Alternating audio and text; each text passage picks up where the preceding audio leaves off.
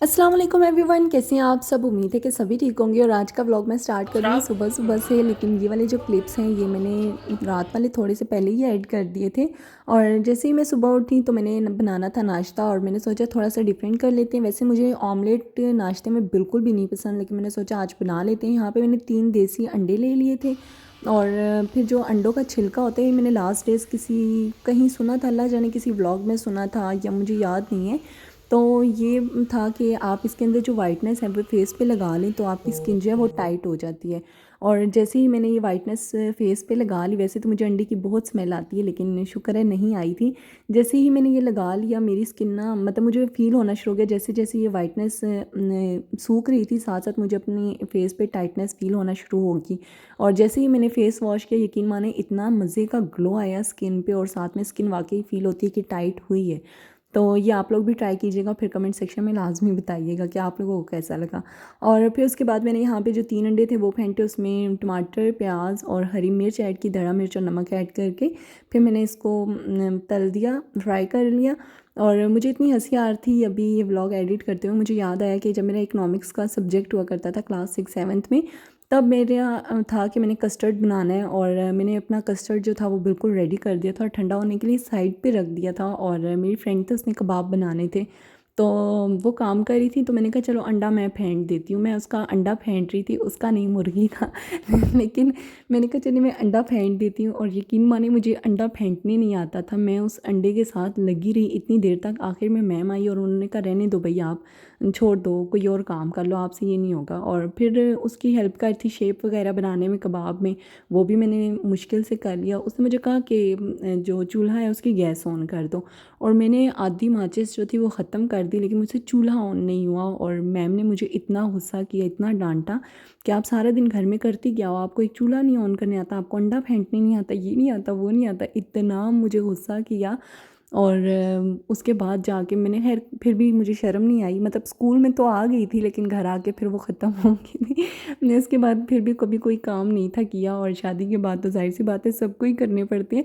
तो कस्टर्ड खैर वो मैंने फ़र्स्ट टाइम बनाया था और बहुत मज़े का बना था, और बस वही मुझे कस्टर्ड अब तक बनाने आता है।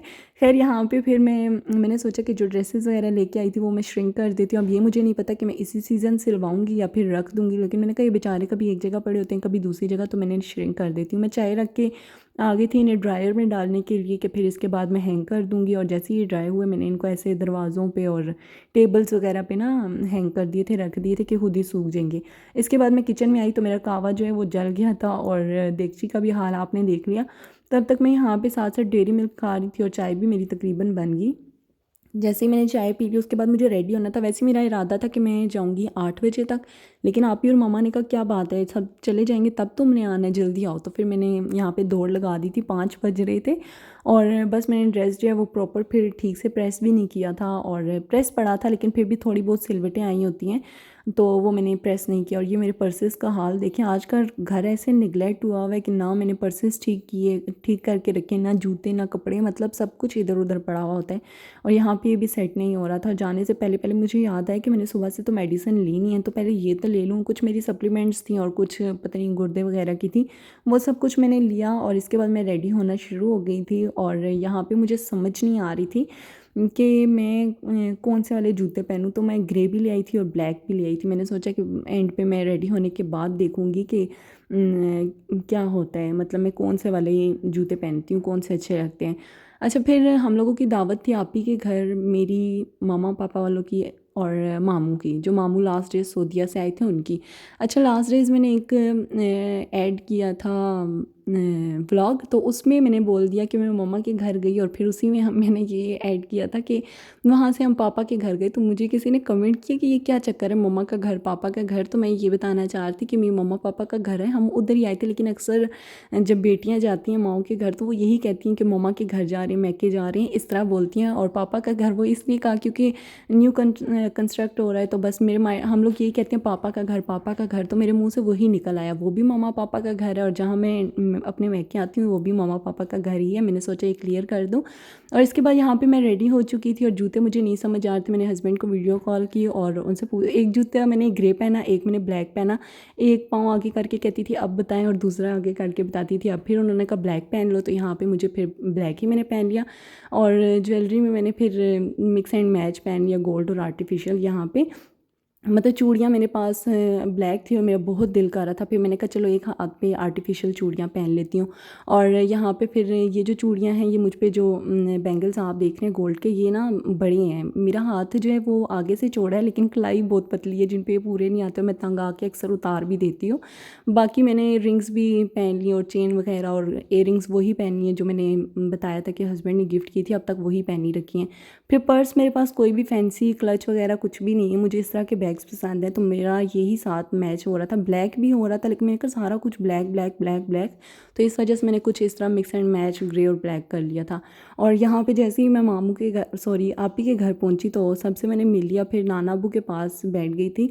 वो अक्सर हमें बिठा देते हैं, समझाते हैं सास ससुर की खिदमत के बारे में और हर एक की बात के मतलब इखलाक ऐसे रखो और सास की ऐसी खिदमत करो, ससुर की ऐसे करो, ये और वो, मतलब सारा कुछ हमें समझाते हैं। तो वहाँ पे मैं बैठ के सुन रही थी, साथ साथ जूस पी रही थी। और फिर आप ही यहाँ पे आ गई थी तो मैंने कहा चले मैं थोड़ा जाके किचन का विज़िट कर लेती हूँ। लेकिन आप ही ने सारे काम कर लिए थे, कबाब थे वो बनाए थे और कोफ्ते बनाए थे, साथ में ब्रोस्ट था, पुलाव था, इसके अलावा दही, सैलेड, खीर और कोक वगैरह, मतलब ड्यू वगैरह थी। और यहाँ पे फिर मुझे वीडियो बनाना याद ही नहीं रहा, जब मैं कोफ्तों की बना रही थी उन्होंने कहा अभी सब्र, अभी मैंने धनिया नहीं ऐड की, ये नहीं किया, वो नहीं किया। उसके बाद मैं गप्पों में लग गई और जब मैं खाने के टाइम पे बनाने लगी थी तो सारी दस्तरखान पे आके बैठ गए मामू, नाना, बू वाले, पापा वगैरह। तो फिर मुझे मुनासिब नहीं लगा कि नहीं बनाऊंगी, लेकिन इंशाल्लाह जब मैं दावत करूँगी फिर मैं लाजमी दस्तरखान की भी बनाऊंगी। यहाँ पे पता नहीं क्यों बस मुझे ऐसे फील हो कि शायद मामू को ना अच्छा लगे, लेकिन जब मेरे घर होंगे बेशक ना अच्छा लगे, मैं उनको थोड़ी ना लाऊंगी, ना मैं किसी और को लाऊंगी। हर एक की प्राइवेसी होती है, मैं अपने बहन भाइयों में, माँ पापा में किसी को भी नहीं लेके आती, तो ख़ुद भी नहीं आती। तो यहाँ पे मैं सेम वही प्रोसेस करूँगी। लेकिन आज गपशप में ना मैं बिल्कुल ही व्लॉग रिकॉर्ड करना भूल गई थी और जब सब बैठ गए ना, मामियाँ वगैरह सब बैठ गए, फिर मुझे याद आया कि मैंने व्लॉग रिकॉर्ड करना था। खैर उसके बाद हम लोगों ने खीर भी खा ली थी और चाय वगैरह पी ली। और इसके बाद ये बच्चे जो हैं हमेशा मेरा पर्स लेके, तो एक जो है वो मैम बन जाती है और दूसरी अल्लाह जाने क्या बनती है, और वो यहाँ पे मतलब जंपिंग कर रही थी दुपट्टे वगैरह पहन के। फिर मेरा दिल करता कि अब सेकंड शिफ्ट भी चाय की लगा लूँ, तो आप ही ने कुछ नगेट्स घर में बनाए हुए थे और कुछ केनन्स के थे, तो दोनों शेप्स देख के आपको पता है चल ही गया होगा। और फिर हम लोगों ने लगाई सेकंड शिफ्ट चाय की और बहुत मज़ा आया, बहुत ज़्यादा मज़ा आया। और बस यहीं तक था मेरा ब्लॉग, पसंद आए तो लाइक शेयर सब्सक्राइब कर दीजिएगा। मिलूंगी नेक्स्ट ब्लॉग में, तब तक के लिए अल्लाह हाफिज़।